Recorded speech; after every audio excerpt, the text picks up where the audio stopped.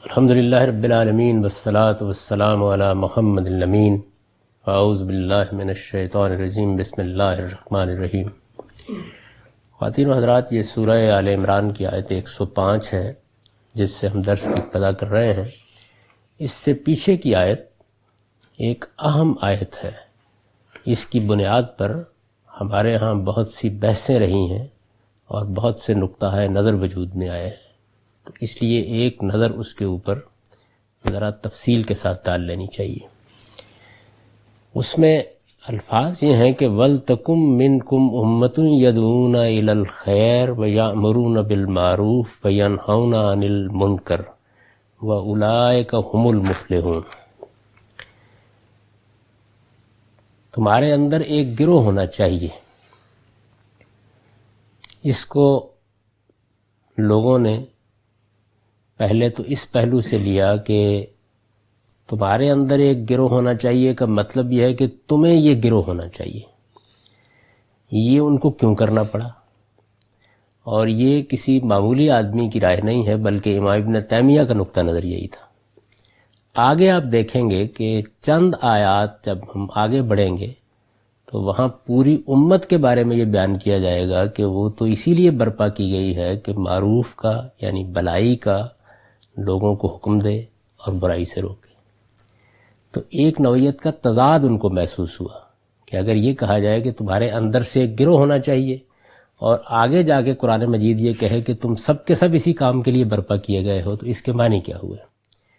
اس میں ہمارے زمانے کے ایک جلیل القدر عالم مولانا سید ابو اللہ صاحب مودودی نے یہ تطبیق پیدا کی کہ یہاں اصل میں مقصود یہ ہے کہ پوری کی پوری امت کو اٹھایا تو اسی مقصد کے لیے گیا ہے کہ وہ بھلائی کی تلقین کرے اور برائیوں سے روکے، لیکن کم سے کم اتنے لوگ تو ہونے ہی چاہیے۔ تو یہ بالکل ایسے ہے کہ جیسے آپ کو یہ کہا جائے کہ آپ پر جہاد فرض کیا گیا ہے یا آپ پر اپنے مسلمان بھائیوں کا جنازہ پڑھنا فرض کیا گیا ہے، اور اس کے بعد اگر تو سب کے سب لوگ پڑھنے کے لیے آ جائیں یا جہاد کرنے کے لیے آ جائیں تو بہت اچھی بات ہے، لیکن اتنے تو ہونے ہی چاہیے کہ جنازہ ہو جائے یا جہاد کا مقصد پورا ہو جائے۔ تو اس کو ہمارے جو قدیم فقہا ہیں وہ کبھی کبھی اس طرح بھی بیان کرتے ہیں کہ یہ اصل میں فرض کفایہ کی نوعیت کی چیز ہے۔ فرض کفایہ ہمارے فقہا کی اصطلاح ہے، سنا ہوگا آپ نے بھی، جنازہ فرض کفایہ ہے۔ جنازے کے موقع پر بھی عام طور پر جب لوگ نیت بتاتے ہیں، درحال کہ اس کی کوئی ضرورت نہیں ہوتی، لیکن وہ ہمارے ہاں ایک روایت ہے کہ لوگ نیت بتاتے ہیں۔ نیت دل کے ارادے کا نام ہے، یعنی آپ کھڑے ہو گئے، اللہ کے سامنے کھڑے ہو گئے، یہ خیال کر کے کھڑے ہو گئے کہ بہرحال آپ غزل پڑھنے کے لیے نہیں، نماز پڑھنے کے لیے کھڑے ہوئے ہیں، تو معاملہ ختم ہو گیا۔ لیکن ہمارے ہاں لوگوں کو، اور معلوم بھی ہوتا ہے کہ ہندوستان میں شاید ایسے ہوا ہوگا کہ شروع میں لوگ مسلمان ہوں گے، تو مسلمان ہونے کے بعد اس چیز میں احتیاط برتی گئی ہوگی کہ وہ نماز پڑھنے کھڑے ہوئے ہیں تو ذرا توجہ کر لیں، کچھ الفاظ زبان سے نکال دیں۔ درحال کہ ہمارے ہاں ہماری پیچھے کی روایت میں اس طرح کی کوئی چیز موجود نہیں تھی کہ زبان سے یہ کہا جائے کہ 2 رکعت نماز اور فلاں وقت کی نماز اور اس امام کے پیچھے، یعنی یہ ساری وہ حقیقتیں ہوتی ہیں کہ جو وہاں برسر زمین ہوتی ہیں، ان کے بارے میں الفاظ دہرانے کی کوئی ضرورت نہیں۔ مجھے تو بلکہ ایک بڑا تلخ تجربہ ہی ہوتا تھا۔ میں ایک گاؤں میں مقیم تھا، تو وہاں پر ایک بہت ہی بزرگ میرے ساتھ نماز پڑھنے کے لیے مسجد میں کھڑے ہوتے اور نیت کرنا شروع کر دیتے، تو جب امام سورہ فاتحہ پڑھ کے بھی فارغ ہو چکا ہوتا تو نیت ابھی پوری نہیں ہوتی تھی ان کی، اور ان کو درمیان میں خیال ہوتا کہ وہ غالباً کوئی ایک آدھ ٹکڑا بھول گئے ہیں، اور اس کے بعد دوبارہ شروع کر دیتے، اور یہی صورتحال جاری رہتی۔ تو اس موقع کے اوپر بھی آپ نے دیکھا ہوگا کہ یہ کہا جاتا ہے کہ نماز جنازہ فرض کفایہ۔ تو فرض کفایہ کا مطلب یہ ہے کہ یہ فرض تو اصل میں عائد کر دیا گیا تھا بحثیت مجموعی مسلمانوں کے اوپر، یا مسلمانوں کی جماعت کے اوپر، یا مسلمانوں کی کسی پوری کی پوری جمعیت کے اوپر، لیکن اس کا مطلب یہ نہیں تھا کہ ہر آدمی یہ کام کرے۔ ان میں سے اگر کچھ لوگ اس کام کو کر دیں، اور اتنے لوگ کر دیں، کفایہ کا مطلب یہ ہے کہ اتنے لوگ کر دیں کہ کفایت کر جائے، یعنی وہ اس کام کو کرنے کے لیے جو ضروری مقاصد ہے ان کو پورا کر لیں، تو پھر سمجھ لیجئے کہ وہ کام ہو گیا۔ تو مولانا سید ابو اللہ صاحب مودودی نے اس کی تعویل یہ کی کہ آگے کی آیت اور اس آیت کو سامنے رکھ کر یوں سمجھنا چاہیے کہ مسلمانوں کو یہ کہا گیا کہ تمہارے اندر یہ خاصیت ہونی چاہیے، تمہارے اندر یہ وصف ہونا چاہیے، تمہیں اللہ تعالیٰ نے یہ حکم دیا ہے کہ تم بھلائی کی تلقین کرنے والے اور برائی سے روکنے والے بن کر رہو۔ اب ان کے اندر کم سے کم کچھ لوگ تو ہونے ہی چاہیے کہ جو یہ کام ضرور کریں۔ یہ ایک پہلو ہے اس کو دیکھنے کا۔ اس کے بعد کچھ اور مسائل بھی اس میں پیدا ہو گئے. وہ مسئلے یہ ہیں کہ یامرون بالمعروف اور ینہون عن المنکر کا کیا مطلب ہے؟ یعنی کیا مسلمانوں کو یہ حکم دیا گیا ہے کہ وہ لوگوں کو زبردستی بھلائی کا قائل کریں اور اس پر ان کو آمادہ کریں کہ وہ اس کو اختیار کریں اور منکر سے زبردستی روک دیں؟ تو آپ اگر مولانا سید ابو العلا صاحب مودودی کی الجہاد فی الاسلام پڑھیں تو انہوں نے اپنی کتاب کی بنیاد ہی اصل میں اسی حکم پر اٹھائی ہے کہ چونکہ ہم کو دنیا میں معروف کو قائم کرنا ہے، لوگوں کو اس کا حکم دینا ہے، بھلائی پر لوگوں کو آمادہ ہی نہیں کرنا، بلکہ ہم اس بات کے مکلف ہیں کہ ان کو پابند کر دیں بھلائی کو اختیار کرنے کا، اور ہم کو برائی سے روکنا ہے لوگوں کو، تو اس مقصد کے لیے ہم تلوار اٹھاتے ہیں. تو یہ میں نے اس لیے تھوڑا سا پس منظر آپ کو بتا دیا کہ یہ ایک اہم آیت رہی ہے.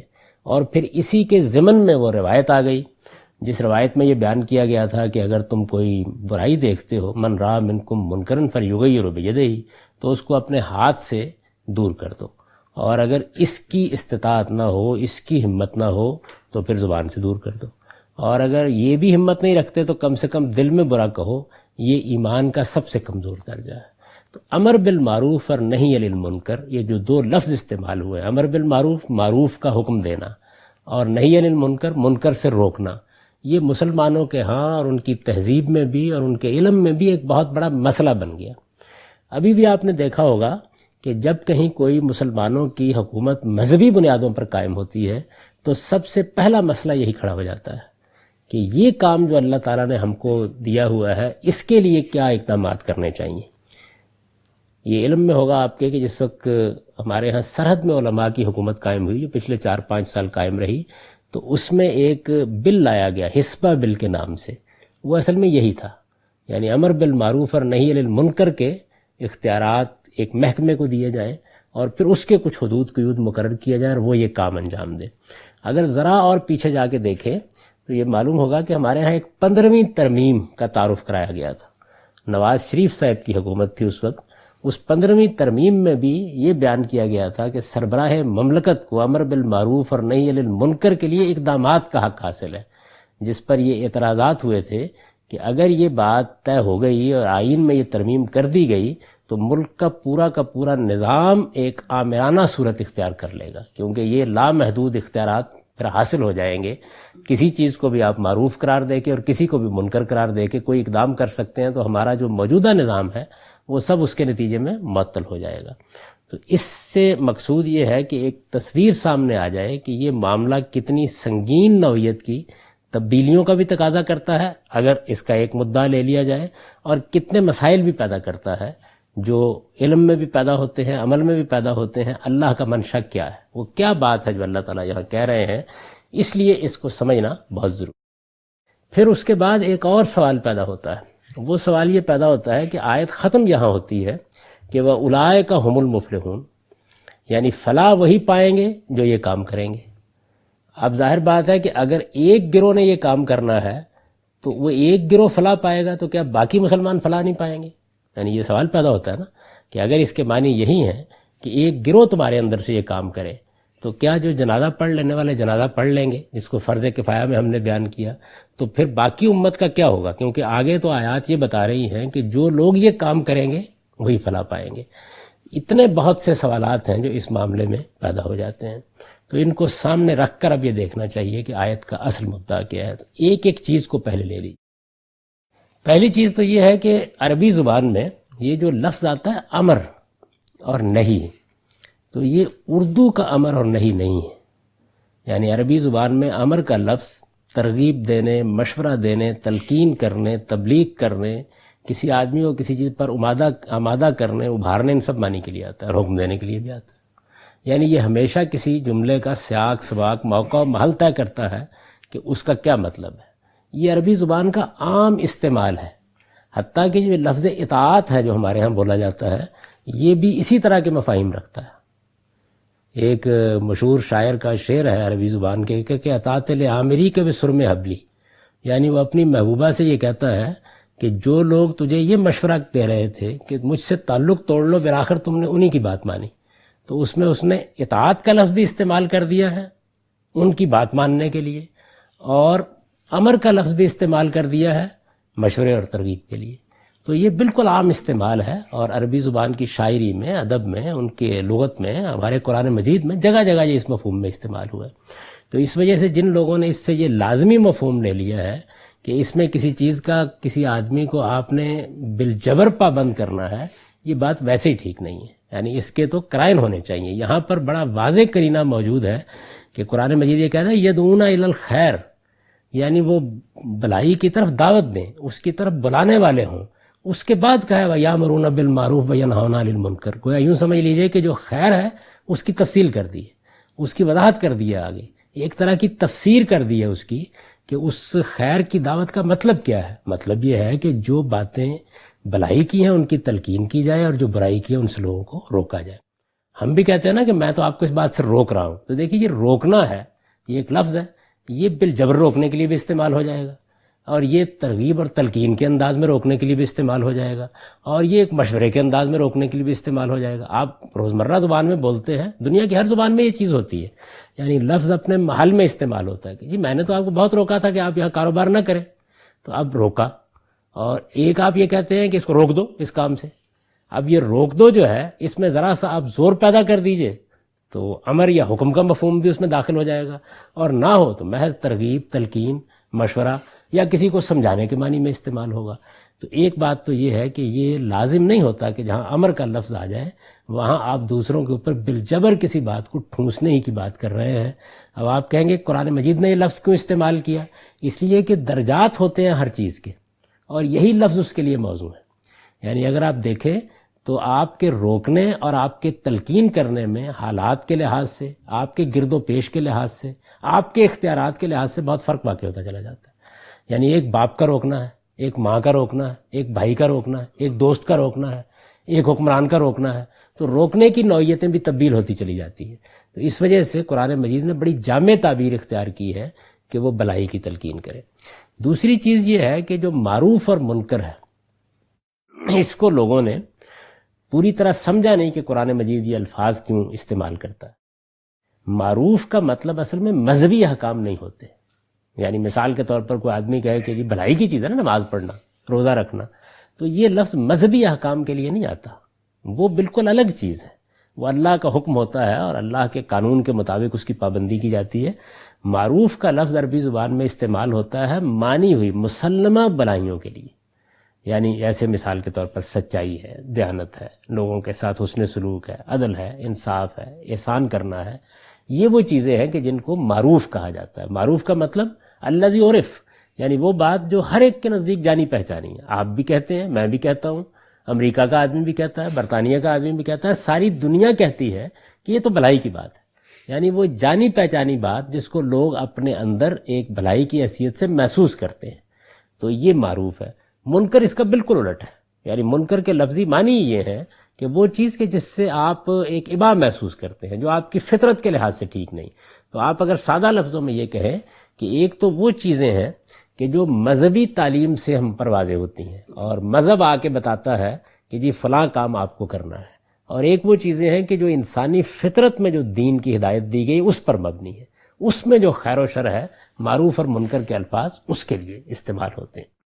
اور یہ در حقیقت قرآن نے یہاں واضح کر دیا کہ یہ خیر یا بھلائی یا نیکی کا جو انسان کے اندر ایک تصور موجود ہے، یہ اسی کے دونوں پہلو ہیں، نیکی کے دونوں پہلو ہوں گے۔ یعنی آپ ایک طرف لوگوں کو اس کی تلقین کریں گے کہ تم پورا تولو، اور دوسری طرف جو لوگ کم تولیں گے انہیں اس سے روکیں گے۔ یعنی ہمیشہ نیکی اپنے مثبت اور پہلو، مثبت اور منفی دونوں پہلو رکھتی ہے۔ آپ کسی بھی چیز کے بارے میں سچ بولو، جھوٹ نہ بولو، دیانت سے کام لو، بددیانتی نہ کرو، ملاوٹ نہ کرو، پورا تول کر دو، لوگوں کو صاف ستھری چیزیں دو، ان کے حقوق کا خیال رکھو، ان کے حقوق تلف نہ کرو۔ تو اس میں مثبت اور منفی دونوں چیزیں ہمیشہ شامل رہتی ہیں۔ دونوں ہی کو قرآن مجید ان دو لفظوں میں ادا کرتا ہے۔ یعنی جس کو کہا جاتا ہے نا خوب اور ناخوب، تھا جو ناخوب بتدریج وہی خوب ہوا، تو وہ جو ناخوب اور خوب کے معاملات ہیں جو انسانی زندگی میں ہیں، جس کو ہم خیر اور شر کہتے ہیں، جس کو ہم برائی اور بلائی کے عمومی الفاظ سے تعبیر کرتے ہیں، اور جس میں ہمارے درمیان کوئی اختلاف نہیں ہوتا، جس کے لیے کسی کا مسیحی ہونا، کسی کا مسلمان ہونا، کسی کا ہندو ہونا یہ کوئی اہمیت نہیں رکھتا، بلکہ وہ ایسی چیز ہوتی ہے کہ جو پوری انسانیت کے ہاں بالکل مشترک ہے۔ تو ایک امر اور نہیں کا مطلب سمجھ لینا چاہیے، اور دوسرے معروف اور منکر کا مطلب سمجھ لینا چاہیے کہ اس کے معنی کیا ہے. یعنی مسلمہ مانی ہوئی تسلیم شدہ بھلائیاں اور مسلمہ مانی ہوئی تسلیم شدہ برائیاں، یہ اصل میں اس سے مقصود ہے. اس کے بعد جو بات کہی گئی ہے، پوری امت کو اسی چیز کا حکم دیا گیا ہے، تو کوئی شبہ نہیں ہے، اس میں کیا شک ہے کہ مسلمان پورے کے پورے اس بات کے لیے مکلف ہیں کہ وہ لوگوں کو یہ تلقین کریں، یہ سب معاملات کریں. لیکن جس وقت آپ کوئی اجتماعی نظم قائم کرتے ہیں تو نظم اجتماعی کے اندر آپ پھر مختلف لوگوں کو مختلف ذمہ داریاں دیتے ہیں. یہ اصل میں اس ذمہ داری کا بیان ہے. وَلْتَكُن مِّنكُمْ اُمَّةٌ کا مطلب یہ ہے کہ اب جب تم کے پیچھے اگر آپ سیاق و سباق میں دیکھیں اور آگے بھی جا کے دیکھیں کہ اب جب تم ایک امت بن چکے ہو، تمہارے اندر اللہ نے الفت پیدا کر دی ہے، تمہارے اندر ایک جمعیت کا احساس پیدا ہو گیا ہے، تمہارا ایک باقاعدہ اجتماعی نظم قائم ہو گیا ہے. یعنی ایک چیز تو یہ ہے کہ مسلمان ایسی حالت میں ہے کہ جس میں ان کے اندر کوئی اجتماعی نظم نہیں ہے، 2 4 5 10 لوگ ہیں اپنی اپنی جگہ بکھرے ہوئے ہیں. جب ان کے اندر ایک اجتماعی نظم پیدا ہو گیا ہے تو جس طریقے سے اس موقع کے اوپر فطرت کا تقاضا یہ ہے کہ وہ اپنی ایک حکومت قائم کریں. اب جب آپ حکومت قائم کرتے ہیں تو ایک اس کا پہلو یہ ہوتا ہے کہ جب حکومت کا ذکر کیا جائے گا تو پوری کی پوری قوم کا ذکر کیا جائے گا. مثال کے طور پر پاکستانی قوم کو اقتدار حاصل ہو گیا ہے، یہ ایک پہلو ہے. اس اقتدار کا ظہور کیسے ہوگا؟ اس اقتدار کا ظہور ایسے ہوگا کہ کچھ لوگوں کو یہ ذمہ داری دی جائے گی کہ وہ اب اس نظم کو چلائیں. قرآن مجید کہتا ہے نا صحابہ کرام کو مخاطب کر کے کہ الذین ان مکنہم فی الارض، کہ ہم اگر ان کو زمین میں اقتدار بخشیں گے. تو ظاہر ہے کہ زمین میں اقتدار بخشنے کا کیا مطلب ہے؟ زمین میں اقتدار بخشنے کا مطلب یہ ہے کہ ایک قوم کو خود مختاری حاصل ہو گئی ہے، اس کے حق کے خود ارادی کا لوگوں نے احترام کرنا شروع کر دیا ہے، ان کو ایک خطہ ارض حاصل ہو گیا ہے، وہ وہاں پر اپنے طریقے پہ زندگی بسر کر سکتے ہیں. ایسے ہی اگر آپ دیکھیں تو بنی اسرائیل کے بارے میں اللہ تعالیٰ یہ کہتے ہیں کہ میں نے تمہیں بادشاہ بنایا. تو بادشاہ تو ان کے اندر بنائے گئے نا. بادشاہ بنایا کا مطلب یہ ہے کہ تمہارے اندر میں نے وہ چیز پیدا کر دی کہ جس سے تم اپنا اقتدار دنیا میں قائم کر سکو. تو دنیا میں جو اقتدار کسی قوم کو حاصل ہوتا ہے، یعنی ایک خطہ ارض حاصل ہو گیا، اس کے اندر خود مختاری حاصل ہو گئی، اس میں آپ کام کرنے لگ گئے. تو اب آپ اسی اصول کے اوپر مسلمانوں کو فرض کہ مسلمان بحیثیت امت دنیا کے اندر بحیثیت جماعت بحیثیت امت کس کام کے لیے اٹھائے گئے ہیں؟ اس کام کے لیے اٹھائے گئے ہیں کہ وہ لوگوں کو بھلائی کی تلقین کریں اور لوگوں کو برائی سے روکیں. یعنی یہی مسلمان کا مقصد ہے. ہر مسلمان اسی کام کا مکلف ہے. اسی چیز کو میں نے بیان بھی کیا تھا، اور اپنی کتاب میں بھی جب میں نے دین حق کے عنوان سے اس کا مقدمہ لکھا ہے تو اس میں اس کی وضاحت کی تھی کہ یہ جو چیز ہے کہ ہم معروف کو دنیا تک پہنچانے والے اور منکر سے لوگوں کو روکنے والے ہوں، یہ ویسے تو ہماری فطرت کا تقاضا تھا ہی، لیکن ہمیں ہمارے دین نے اس کو ہمارے ایمان کا تقاضا بنا دیا ہے. یعنی اپنے گرد و پیش میں ہم یہ کام انجام دیں. اصل میں آپ مزید آگے بڑھ کے دیکھیے تو یہ وہی چیز ہے کہ جس کو آپ لفظ تبلیغ سے ادا کرتے ہیں. یعنی مسلمان کا کام یہ ہے کہ جس طرح وہ حقائق کو مانتا ہے، جس طرح ان پر عمل کرتا ہے، اسی طرح ہمیشہ یہ کوشش کرتا رہے کہ لوگوں کو اپنے گرد و پیش کے ماحول کو بھلائی کی تلقین کرتا رہے اور برائی سے روکتا رہے. اس کے درجات ہوں گے. یہ ظاہر ہے کہ یہاں پہ اب دعوت کا موضوع نہیں ہے، اس کا موقع الگ سے آئے گا، لیکن اتنی بات سمجھ لینی چاہیے کہ یہ ہمارے ایمان کا تقاضا ہے. اسی چیز کو سورہ عصر میں اس طرح بیان کیا ہے کہ وہ لوگ ہی خسارے سے بچیں گے جو حقائق کا اعتراف کریں گے، جو اچھا عمل کریں گے، وَتَوَاصَوْا بِالْحَقِّ وَتَوَاصَوْا بِالصَّبْرِ، اور ایک دوسرے کو حق اور حق پر ثابت قدمی کی نصیحت کریں گے. یہاں خیر کا لفظ بولا اور وضاحت اس کی امر بالمعروف اور نہی عن المنکر سے کر دی. وہاں تواصی بالحق کا لفظ بول دیا، اس لیے کہ خیر کیا ہے؟ وہ حق ہی تو ہوتا ہے. تو ایک دوسرے کو اچھی بات کی نصیحت کرنا، برائی سے روکنا، یہ جو چیز ہے یہ کسی معاشرے کے استحکام کا ناگزیر ذریعہ ہے. یعنی آپ ذرا تھوڑا سا مذہب سے اوپر اٹھ کے دیکھیے. مذہبی اصطلاحات میں جب کوئی بات بیان کی جاتی ہے تو وہ تھوڑی سی اجنبی لگتی ہے. اس سے اوپر اٹھ کے دیکھیں تو ہر نظم اجتماعی کے اندر اس بات کا اہتمام کرنا پیش نظر ہوتا ہے کہ لوگوں کو بھلائی کی تلقین کی جائے اور برائی سے روکا جائے. وہ کون سا معاشرہ ہے دنیا کا جو اس کا اہتمام نہیں کرتا؟ یعنی یہ جو حکومتیں قائم کی جاتی ہیں، اجتماعی نظم قائم کیے جاتے ہیں، پولیس کا محکمہ آپ قائم کرتے ہیں، فوج کے محکمے آپ قائم کرتے ہیں، ایک پوری جمعیت آپ بنانے کی کوشش کرتے ہیں. یہ جو نظم اجتماعی کے اندر مختلف ادارے وجود میں لائے جاتے ہیں، کس لیے وجود میں لائے جاتے ہیں؟ ابھی ہماری قوم نے جو غیر معمولی جدوجہد کی عدلیہ کے لیے، کیا مقصد ہے اس کا؟ یہ اصل میں وہی ہے کہ سوسائٹی کو معروف پر قائم کیا جائے اور منکر سے سوسائٹی کو روکا جائے. یعنی ہر معاشرہ یہ چاہتا ہے. انسان کا معاملہ یہ نہیں ہے کہ وہ اپنی جبلتوں کے تحت زندگی بسر کرتا ہے. شیر ہے تو شیر پیدا ہو گیا ہے اور اپنی جبلت کے تقاضوں کے مطابق شیر ہی رہے گا. بندر ہے تو اسی طرح رہے گا. جانور نہیں ہے انسان. انسان کا معاملہ یہ ہے کہ اس میں خیر و شر کا شعور ہے، اور وہ جب ارادے اور اختیار کو استعمال کر کے کوئی ایک راستہ اختیار کرتا ہے تو اس کے کچھ نتائج نکلتے ہیں، اور اس کے نتیجے میں پورے معاشرے کے لیے مسائل پیدا ہو جاتے ہیں. تو اس لیے ہر معاشرہ یہی کرتا ہے. یعنی دنیا میں امن ہونا چاہیے، دنیا میں عدل ہونا چاہیے، دنیا میں انصاف ہونا چاہیے، بازاروں میں پورا تول کر لوگوں کو دینا چاہیے. یہ سب جو کچھ آپ کرتے ہیں یہ آپ انگلستان میں بھی کرتے ہیں، یہ آپ امریکہ میں بھی کرتے ہیں، یہ ہر معاشرے کے اندر کرتے ہیں. یعنی معاشرے کے اندر ایک چیز ہے کہ فرد آزادی سے اپنے فیصلے کرتا ہے، اور دوسرے یہ کہ مسلمہ اخلاقیات کے بارے میں پوری سوسائٹی حساس ہوتی ہے، اور اسی کی بنیاد پر اجتماعی نظم قائم کیے جاتے ہیں. تو یہ گویا انسان کی فطرت کے اندر بدیہت ایک الہام ہے جس کا ظہور حکومتوں میں، ریاست میں، ہر جگہ پر ہوتا ہے. موجودہ زمانے میں اسی مقصد کے لیے آپ پولیس کا محکمہ قائم کرتے ہیں. اگر آپ پولیس کے محکمے پر غور کریں تو یہ محکمہ کیا ہے؟ اسی مقصد کے لیے قائم کیا جاتا ہے کہ امر بالمعروف ہو اور نہی عن المنکر ہو. یعنی آپ نیکی کی طرف لوگوں کو ترغیب دیں اور برائی سے آپ روکیں. اور چونکہ برائی بعض اوقات جرم کی صورت اختیار کر لیتی ہے. اب وہی بات جو میں نے کہا تھا کہ کیوں امر اور نہی کا لفظ استعمال کیا گیا. یعنی آپ یہ دیکھیے کہ آپ کے ہاں جب پولیس ایکٹ بنایا جاتا ہے تو اس میں بتایا جاتا ہے کہ یہ معاملات وہ ہیں، برائی کے بعض معاملات جو قابل دستاندازی پولیس نہیں ہے. ان میں کیا کیا جائے گا؟ آپ تھانے میں بلا لیجئے اور تلقین کر دیجئے، آپ صلح کرا دیجئے، آپ ملا کے معاملہ ٹھیک کرا دیجئے. یہ وہ معاملات ہیں کہ جو قانون کی گرفت میں آ جائیں گے کہ وہاں پہ عدالتی کارروائی شروع ہو سکتی ہے. تو یہ فرق پھر کیا جاتا ہے کہ وہ کیا معاملات ہیں کہ جن میں ایک منکر اس درجے میں ہوا ہے. دیکھیے نا، منکر تو یہ بھی ہے کہ کسی آدمی نے کسی کو گالی دے دی. منکر یہ بھی ہے کہ کسی نے کسی کے راستے میں کانٹا بچھا دیا.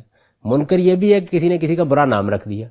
منکر یہ بھی ہے کہ کسی نے کسی کی برائی کر کے اس کے پیٹھ پیچھے کسی کو بھڑکا دیا. یہ سب منکرات ہیں. اور منکر یہ بھی ہے کہ کسی نے آپ گھر میں چوری کر لی. یعنی یہ چیزیں تو مسلمہ منکرات ہیں. کسی نے آپ کے گھر پہ ڈاکہ ڈال دیا. تو اس کا مطلب یہ ہوا کہ منکر کے بھی درجے ہیں. یعنی کچھ منکرات ایسے ہیں کہ جن میں آپ تلقین کر دیں گے، جن میں ہو سکتا ہے کہ آپ کچھ جسے کہتے ہیں معاشرے کی سطح پر تادیبی کارروائی کر دیں گے. ہم بعض اوقات گالی دینے پہ گھر میں بچے کو تھپڑ مار دیتے ہیں. اب یہ وہ جرم ہے کہ منکر تو تھا، برائی تو تھی، لیکن یہ برائی قابل دستاندازی پولیس کے درجے کی نہیں تھی. اور وہ وقت بھی ہوتا ہے کہ ایک باپ جو قانون کا احترام کرنے والا ہو سکتا ہے اپنے بیٹے کو پولیس کے حوالے کرنے پہ مجبور ہو جائے. یہ وقت بھی آ جاتا ہے. تو منکر اور معروف یہ سوسائٹی کے اندر ایسی جگہ پر ہوتے ہیں کہ جہاں حالات کے لحاظ سے، نوعیت کے لحاظ سے آپ کو مختلف فیصلے کرنے پڑتے ہیں. تو یہی وجہ ہے کہ پولیس کا محکمہ قائم کیا جاتا ہے. منکر ہی کا بڑے پیمانے پہ ارتکاب ہوتا ہے جب کوئی قوم سرکشی پر اتر آتی ہے، کوئی قوم ظلم پر اتر آتی ہے، تو آپ اس مقصد کے لیے کیا کرتے ہیں؟ فوج کا محکمہ قائم کرتے ہیں. وہ اسی لیے قائم کیا جاتا ہے تاکہ انسان اگر اندرونی طور پر سرکش ہو جائیں جمعیتوں کی صورت میں، جیسے ہمارے یہاں مثال کے طور پر اس وقت ایک سرکشی کی لہر پیدا ہوئی ہے ہمارے شمالی علاقوں میں، اسی طریقے سے بین الاقوامی سطح پر بھی یہ معاملہ ہو جاتا ہے. آپ اس وقت سچائی کیا ہے، جھوٹ کیا ہے، اس سے قطع نظر کر لیں، لیکن یہ کہ امریکہ کے اس مقدمے کو بالفرض مان لیا جائے کہ اس کے خلاف ایک بڑے اقدام کا لوگوں نے فیصلہ کیا اور کر گزرے، تو پھر اس نے بھی اس کے جواب کے لیے اپنی فوجیں اتاری. بین الاقوامی سطح پر لوگوں نے کچھ فیصلے کیے، اقوام متحدہ کی سطح پر کچھ فیصلے کیے، غلط کیے یا صحیح کیے یہ ہمارا موضوع نہیں ہے. مطلب صرف یہ سمجھانے کا ہے کہ منکر اور معروف کا معاملہ ہی اصل میں پوری انسانیت کا سب سے بڑا کنسرن ہے.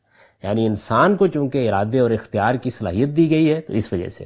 تو اب دیکھیے کہ اس روشنی میں قرآن مجید کیا کہہ رہا ہے. قرآن مجید یہ کہہ رہا ہے کہ اب جب کہ تمہاری ایک جمعیت وجود میں آ گئی ہے، تمہاری اس جمعیت کو انسانوں کے مابین بھلائی کی تلقین کرنے والا بن کے رہنا ہے. یہ تو ساری جمعیت کو کہا جائے گا، ہر مسلمان کو کہا جائے گا.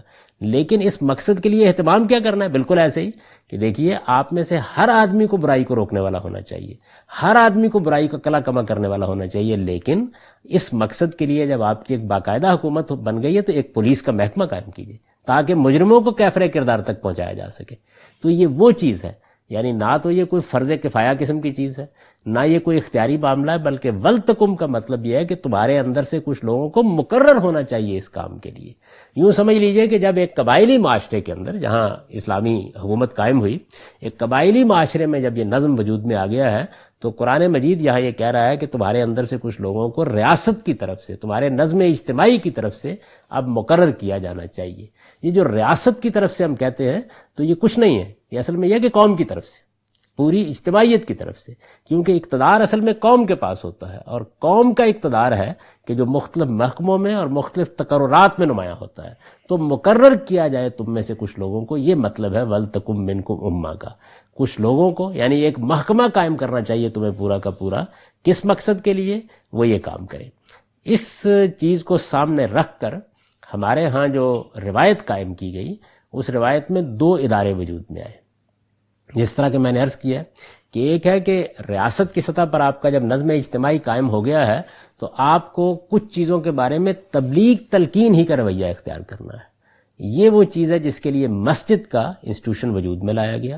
وہ ایک عبادت گاہ بھی ہے، لیکن اس میں ایک دن مقرر کر دیا گیا کہ یہ جمعے کا دن ہے، اس میں ریاست کے ذمہ دار لوگ آئیں گے، اور مسجد ہمارے ہاں اجتماعی ادارہ ہے، یعنی یہ کوئی علماء کے قائم کرنے کا ادارہ نہیں ہے۔ ایسا نہیں ہے کہ میں آپ اٹھ کے ایک مسجد بنا لیں۔ رسالت مآب صلی اللہ علیہ وسلم کے زمانے میں، خلفائے راشدین کے زمانے میں اس کا کوئی تصور نہیں تھا۔ مسلمانوں کا نظم اجتماعی مسجد قائم کرے گا، اور مسجد قائم کر کے پھر جمعے کا دن مقرر کر دیا گیا کہ اس میں ریاست کا کوئی ذمہ دار آدمی آئے گا اور کیا کرے گا؟ آگے لوگوں کو انہی حقائق کی یاد دہانی کرائے گا۔ تو جو تبلیغ تلقین کا پہلو ہے اس کے لیے ایک ادارہ قائم کر دیا گیا، جس میں جمعے کے ممبر کو نظم اجتماعی کی نمائندگی کرنے والوں کے لیے خاص کیا گیا۔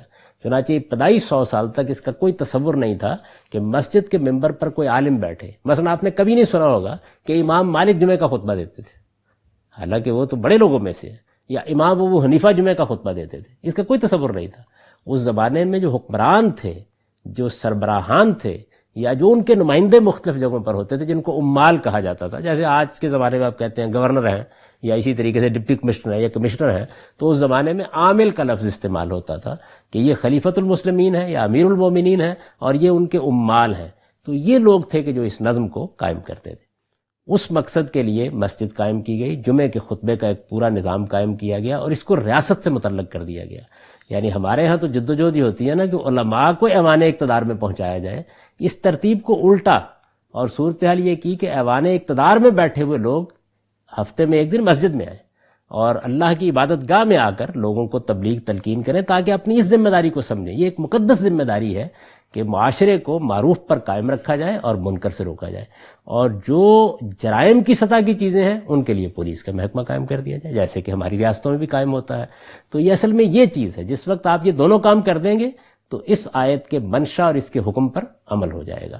اس لحاظ سے دیکھیے تو گویا جو دعوت اور تبلیغ ہے اس کے بھی درجات اس سے متعین ہو گئے، یعنی ایک دعوت و تبلیغ کا وہ عمل ہے جو ہر فرد کو اپنے ماحول میں کرنا ہوتا ہے۔ میں آپ سب کرتے ہیں، باپ بیٹے کو کرتا ہے، بیٹا باپ کو کرتا ہے، اس کو قرآن مجید نے عموم میں بیان کر دیا اور یہ کہہ دیا کہ سارے ہی مسلمان معروف کی تلقین کرنے والے اور منکر سے روکنے والے ہوتے ہیں، اپنے ماحول میں، اپنے حالات میں، اپنی اپنی ذمہ داریوں کے لحاظ سے۔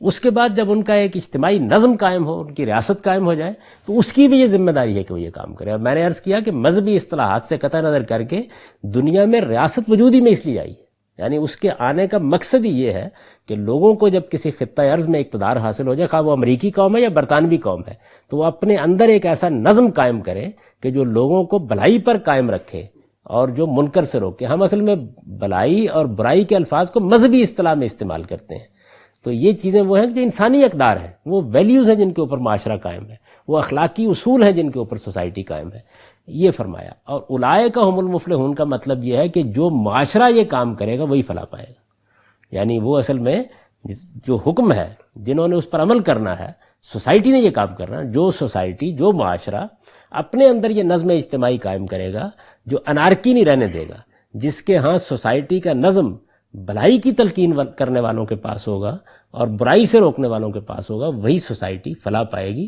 دنیا میں قائم رہے گی۔ اور یہ بھی ایک مسلمہ حقیقت ہے، یعنی آخرت سے قطع نظر دنیا کے لحاظ سے بھی جس معاشرے کو آپ انارکی کے حوالے کر دیں گے، جس معاشرے کے اندر چور اور ڈاکو دندناتے پھریں گے، جس میں منکر کو فروغ حاصل ہوگا، وہ معاشرہ پھر فلاح نہیں پا سکتا۔ تو اس کے اوپر تبصرہ کیا ہے کہ جو لوگ اس حکم پر عمل کریں گے اور اپنے معاشرے کے اندر یہ نظام قائم کریں گے، وہی در حقیقت فلاح پانے والے ہوں گے۔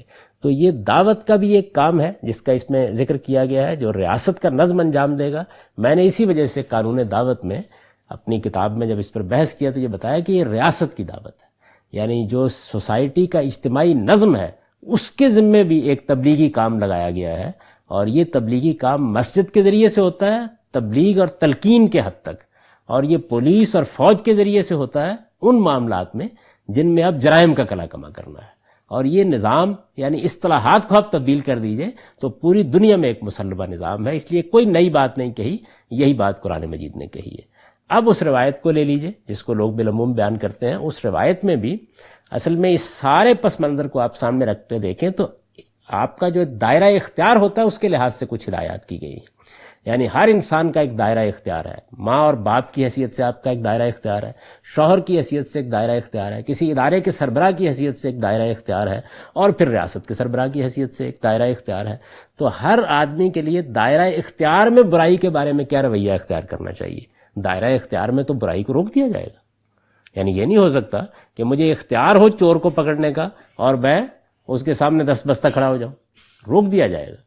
وہاں آدمی کے لیے وہی ترتیب ہے جو رسالت میں آپ صلی اللہ علیہ وسلم نے بیان کی۔ تو اس کا صحیح ترجمہ یہ کرنا چاہیے کہ تم میں سے ہر شخص کی یہ ذمہ داری ہے کہ وہ اپنے دائرہ اختیار میں اگر کسی منکر کو، کسی برائی کو دیکھے تو اس کو ہاتھ سے روک دے، اور اگر اس کی ہمت نہ ہو، وہاں ہمت کا مطلب ہے حوصلہ نہیں ہے، حالات ایسے ہوتے ہیں بعض اوقات، تو زبان سے تو کم برا کہے، اور اگر اس کی بھی ہمت نہیں ہے تو دل میں برا سمجھے، اور یہ ایمان کا سب سے کمزور درجہ ہے۔ یعنی اس کا مطلب یہ ہے کہ آپ نے سوسائٹی کو پھر حوالے کر دیا دوسرے لوگوں کے۔ تو وہاں وہ استطاعت مقصود نہیں ہے کہ جو کسی آدمی کو کسی کام کا مکلف کرتی ہے، کیونکہ اگر وہ صورتحال ہو تو پھر میں ایمان کے نیچے کے درجے میں نہیں جاتا۔ مثال کے طور پر میرا آپریشن ہوا تو اس کے بعد میں نماز میں رکوع اور سجدہ نہیں کر سکا، کچھ دنوں تک بیٹھ کر نماز پڑھنا پڑی یا کھڑے ہو کے نماز پڑھنا پڑی۔ تو یہ ایمان کا کوئی نیچے کا درجہ نہیں ہے جس پر آپ چلے گئے ہیں، اس لیے کہ یہ تو استطاعت ہی نہیں رہی آپ کے اندر۔ تو اس میں جو الفاظ استعمال کیے گئے ہیں کہ اگر استطاعت نہیں ہے تو اس کا مطلب ہمت نہیں ہے، یعنی آپ کے پاس اختیار تھا، آپ وہ کام کر سکتے تھے، آپ کو وہ کرنا چاہیے تھا، حوصلہ نہیں کر سکے۔ یعنی گرد و پیش کے ماحول سے، لوگوں سے خوفزدہ ہو جاتا ہے نا آدمی بعض اوقات، وہ ہمت اور حوصلہ نہیں۔ جس طرح آج کل کے زمانے میں ہم کہتے ہیں اولاد اتنی سرکش ہو گئی ہے کہ اب باپ کیا کرے گا، کچھ نہیں کہہ سکتا۔ تو یہ وہ ہمت اور حوصلہ ہے جس کو رسالت میں آپ صلی اللہ علیہ وسلم نے وہاں بیان کیا ہے۔ اس میں اگر کمزوری آتی ہے تو آپ ایمان میں بھی نیچے جاتے ہیں، الا یہ کہ کسی حکمت کی بنیاد کے اوپر آپ کوئی اقدام نہ کریں، ورنہ دائرہ اختیار کے اندر برائی کے بارے میں یہی رویہ ہونا چاہیے۔ اور برائی کون سی؟ وہ برائی جو مسلمہ برائی ہے۔ یعنی یہ کیسے ہو سکتا ہے کہ آپ کا بیٹا چوری کر رہا ہو، لوگوں گھروں سے مال لا رہا ہو، اور آپ یہ کہیں گے کہ میں دست بستہ درخواست کرتا ہوں؟ یعنی اس میں تو آپ کو اقدام کرنا چاہیے، آپ گھر کے سربراہ ہیں، آپ کی ذمہ داری ہے، قانون بھی آپ پر ذمہ داریاں ڈالتا ہے، اس معاملے میں ریاست بھی ڈالتی ہے، اجتماعی نظم بھی ڈالتا ہے۔ تو اس کا مطلب یہ ہے، یعنی یہ چونکہ ایک اہم آیت ہے اور اس سے بڑی بحثیں پیدا ہوئی ہیں، تو اب اس کا سادہ اگر آپ خلاصہ کر لیں تو آیت کا جو مدعا ہے وہ یہ ہے کہ مسلمانوں کا ایک نظم اجتماعی قائم ہو گیا ہے۔ پیچھے دیکھیے جو بات بیان ہوئی ہے وہ یہ بیان ہوئی ہے کہ اللہ کی اس نعمت کو یاد کرو، تم ایک دوسرے کے دشمن تھے، اس نے تمہارے درمیان الفت قائم کی، اب تم خدا کی نعمت کے نتیجے میں بھائی بھائی بن گئے ہو، اور تم آگ کے ایک کنارے پر کھڑے تھے، اب تم اس سے نکال کر ایک اجتماعی نظم کے اندر زندگی پیدا کرنے کے مواقع پیدا کر چکے ہو۔ یہ موقع ہے کہ جس موقع کے اندر تمہارے اب اس نظم اجتماعی کی حفاظت کے لیے کچھ لوگوں کو اس کام کے لیے مقرر کیا جانا چاہیے کہ وہ بھلائی کی لوگوں کو دعوت دیں، اور اس مقصد کے لیے وہ جو مانی ہوئی اچھائیاں ہیں ان کی تلقین کریں، جو مانی ہوئی برائیاں ہیں ان سے لوگوں کو روکیں۔ جو معاشرہ یہ کرے گا اولئک هم المفلحون، وہی فلاح پانے والے ہوں گے۔ یعنی یہ مدعا ہے اس کا۔ اس آیت کا ترجمہ ایک بار پھر سن لیجئے، اگرچہ ہم پچھلی دفعہ بھی پڑھ چکے ہیں۔ ارشاد فرمایا ہے اور چاہیے کہ تمہارے اندر سے کچھ لوگ مقرر ہوں جو نیکی کی دعوت دیں، بھلائی کی تلقین کریں اور برائی سے روکتے رہیں۔ تم یہ اہتمام کرو اور یاد رکھو کہ جو یہ کریں گے وہی فلاح پائیں گے۔ اقول قولی ھذا واستغفر اللہ لی ولکم۔